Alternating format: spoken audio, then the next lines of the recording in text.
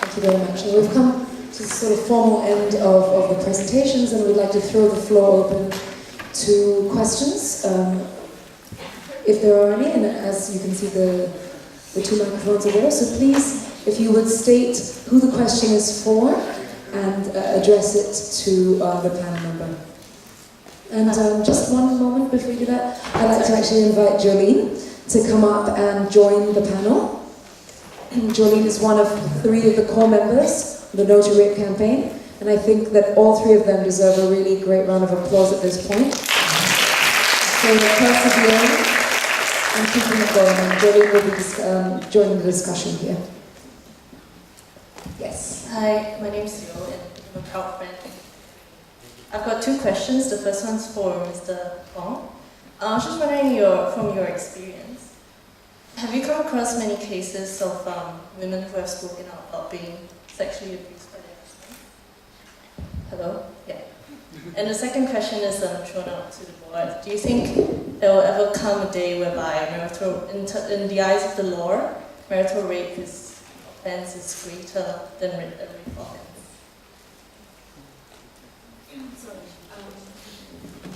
I think the last bit of your question got a little bit swallowed up, so if you could just repeat your question very succinctly, and then we'll get into answering it. Thank you. Okay, I was just wondering, do you think there will ever come a day whereby in the eyes of the law, a marital rape offense is greater than a rape offense? Because I personally think it is. Because it's breaking a very intimate one. Okay, so there's a 2-part question there. Okay, I'm going to leave it in your hands.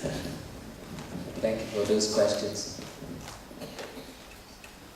Not very many victims of violence come forward to talk about their experience of being raped. It's very difficult for a woman who's been victimized for many years, who's been afraid of her husband, who's also afraid of the condemnation of society and the consequences of what she's about to do, to come forward.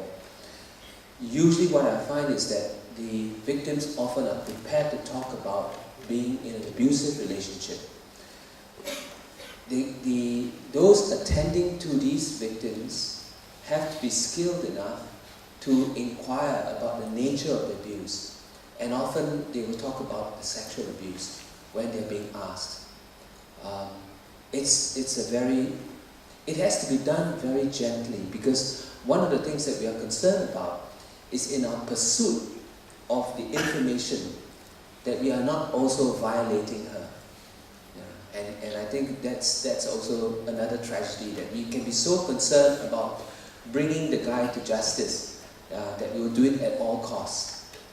So I think I support this move of criminalizing marital rape, but I think it comes with a whole package of other things that needs to be done to make this move a more doable process. If we talk in terms of public education, yes. We talk in terms of training different professionals in the field, even the police, to recognize it, yes, we need to do that. Your second question, will there come a day? I don't know. I agree in principle with what you're saying, that it is a violation of the most extreme nature. But will it come a day where it is treated with greatest offense to society? I'm not sure. I'm wondering though, that are there different ways of responding to this offense?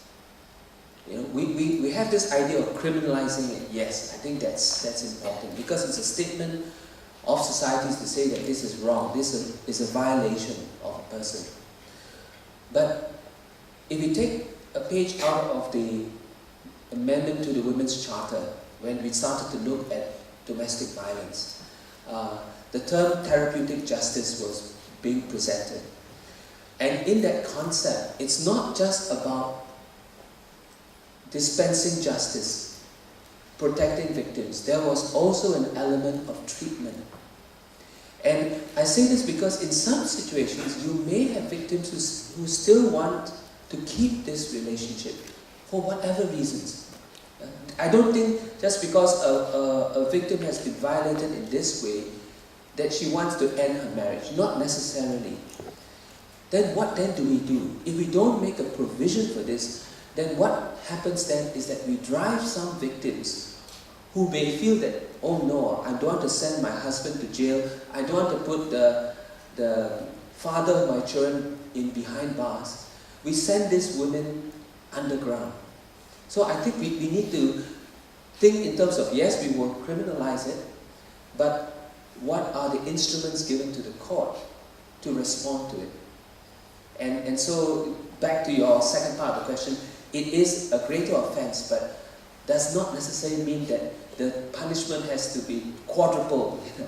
I think we need to think in terms of the nature of the relationship and the wishes sometimes even of the victims. Prema, I think you wanted to add something to that. Thank you. I just want to add on to the second part. I raised that as an example to say we need to understand the gravity of that pain that the woman goes through because it's happening in a relationship. But I also have personal problems with our excessive sometimes sentencing, 20 years even for stranger rapes and 24 strokes of the cane, which all goes into another human rights discussion. Are we still going to continue with this kind of corporal punishment? So once you touch one touchstone, it just goes on. So I think it is important to look at our plethora of services that we have where rehabilitation is concerned, to our education. We are not even discussing we don't even have a proper gender sensitization, cultural diversity education program as a core curriculum in our education system. So who's going to do all this extra work? So we have hurdles and we fix the law, it is important. But I do agree with Benny that we also need to look at where else do we need to put our energies. Having said that, I still think that the betrayal in a relationship will hardly ever come out. It will hardly ever come out, and I will cite a case very quickly, and I think Benny knows this because I was a reporter and I used to harass him a lot on all my domestic violence stories that I did. And this case would have never ever come to light because the woman refused to report her husband, if not for the policeman at the door who persuaded her. The husband was out shopping or don't know what. He persuaded, she was already blind in one eye. He had cut her vagina and he had done all sorts of stuff to her, and he stood at the door and persuaded her to open the door, and with that managed to get her to the hospital. Then the social workers ganged up and kept her there in isolation from the husband, who made sure he was there for morning, afternoon and evening visits because he didn't want outside influence to change her mind where prosecution was concerned. It took that whole lot of enlightened people, and that policeman, I'll never forget, was only a 27-year-old. And he stayed. I mean, I wrote the story, that's why I know. And I think that is the kind of dedication we need sometimes if we really want to help a woman. She didn't want to complain.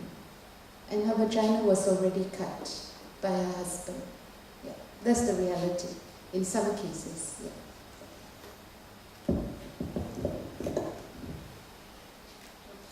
No, it's good. We won't be ending on that note, but if you have any other questions, please.